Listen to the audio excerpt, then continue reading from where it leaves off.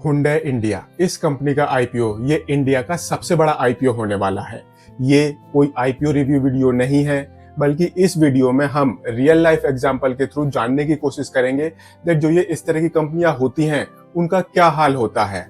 जो ये कंपनी है, जब भी इस कंपनी का आईपीओ लॉन्च होगा तो इस कंपनी के आईपीओ का क्या हाल हो सकता है, जानते हैं इस वीडियो में। कहीं मत जाइए, चैनल को सब्सक्राइब कर लीजिए। आगे चलने से पहले मैं आपको बता दूं दैट आपको हो सकता है ये वीडियो थोड़ा सा नेगेटिव लगे, बट अगर आप इस वीडियो को आखिरी तक देखते हो तो फिर आपको काफी कंफर्टेबल सिचुएशन नजर आएगी, काफी अच्छा लगेगा इस आईपीओ के बारे में। एंड यहाँ पर मैं किसी और का एग्जाम्पल नहीं लेता हूँ, यहाँ पर मैं अपना खुद का एग्जाम्पल लेता हूँ। जब मैं सीए बना था उस टाइम पहले मैंने हुंडई की एक गाड़ी परचेज करी थी, तो इन्होंने मुझे गाड़ी अपनी टर्म्स पर बेची थी। मैंने कई बार इनके चक्कर लगाए तब मुझको वो गाड़ी मिली थी। सो बेसिकली ये कंपनी अपने प्रोडक्ट्स को अपनी टर्म्स पर बेचती है। जब मैंने इनकी गाड़ी खरीदी, बेसिकली मैं दिल्ली में रहता हूँ एंड मैंने इनकी गाड़ी लाजपत नगर के एक शोरूम से खरीदी थी। गाड़ी डिलीवर हुई, हम लोग रास्ते में आ रहे थे तो साउथ एक्स के फ्लाईओवर पर वो गाड़ी बंद हो गई। अब गाड़ी बंद हो गई, हमने ट्राई किया दोबारा से चलाने की, बट वो नहीं चली। तो हमने धक्का लगाकर उस गाड़ी को रोड के किनारे खड़ा कर दिया।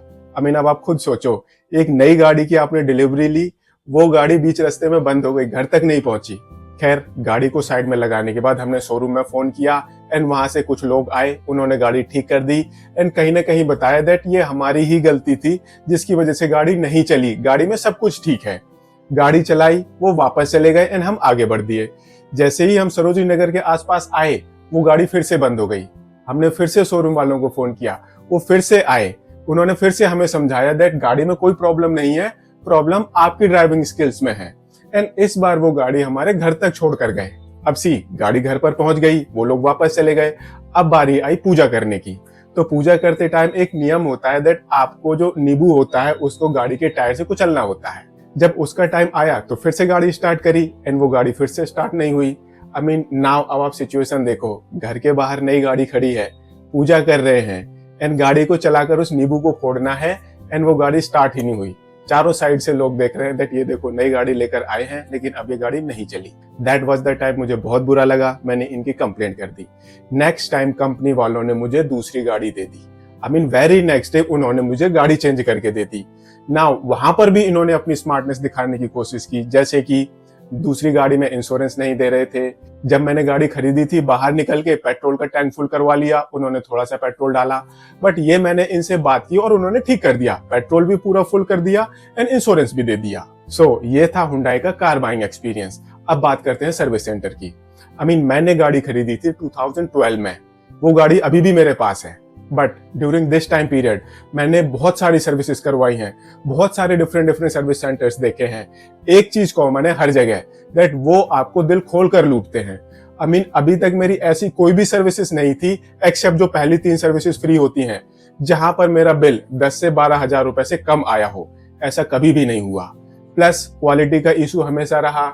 इनफैक्ट शुरू में तो कई बार मुझको हमेशा गाड़ी 2 या 3 बार सर्विस सेंटर पर लेके जानी पड़ती थी दैट ये देखो मैंने सर्विस करवाई और ये प्रॉब्लम है। गाड़ी का एक्सीडेंट भी हुआ कई बार, उसकी भी मैंने रिपेयर करवाई। यहाँ पर भी इन्होंने कस्टमर को पूरी तरह से लूटा। जैसे कि कई बार ये लोग क्या करते थे, जो बम्पर होता है उसके एक्सेसिव पैसे चार्ज करते थे इंश्योरेंस कंपनी से। इंश्योरेंस कंपनी क्या करती है, वो तो अपने हिसाब से पैसे रिम्बर्स करती है। तो ये मुझको क्या कम्युनिकेट करते थे, सपोज सर ये जो आपका बम्पर है ना, इंश्योरेंस कंपनी ने इसको आधा सैंक्शन किया है तो आपको आधे की पेमेंट करनी पड़ेगी।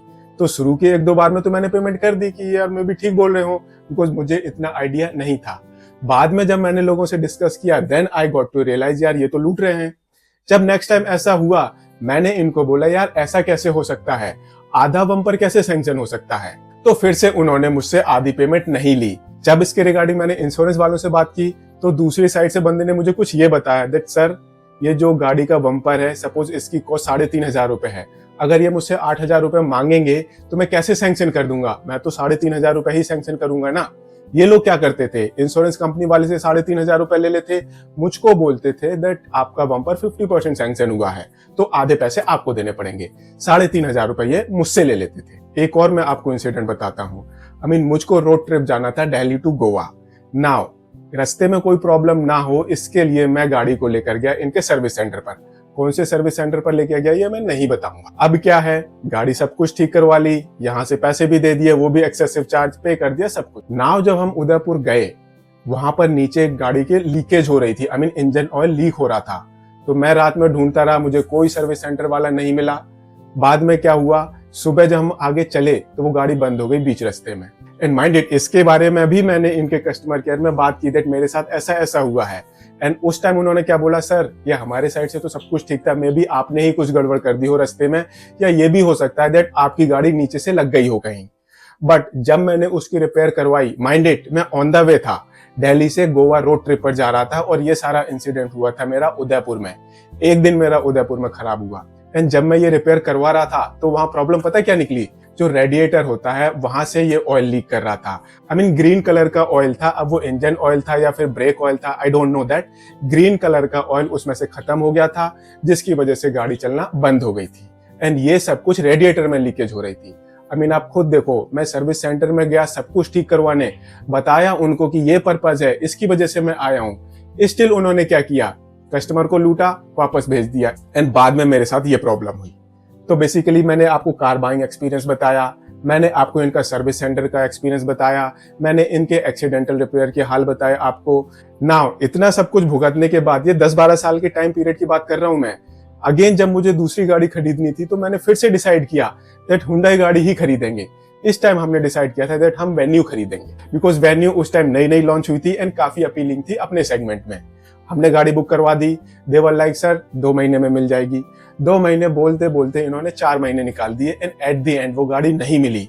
फ्रस्ट्रेट होकर मुझको वो बुकिंग कैंसिल करवानी पड़ी। एंड उसके बाद जो मैंने नई गाड़ी खरीदी वो थी मारुति। उसके साथ भी कोई डिफरेंट ही स्टोरी है, वो मैं आपको कभी बाद में बताऊंगा।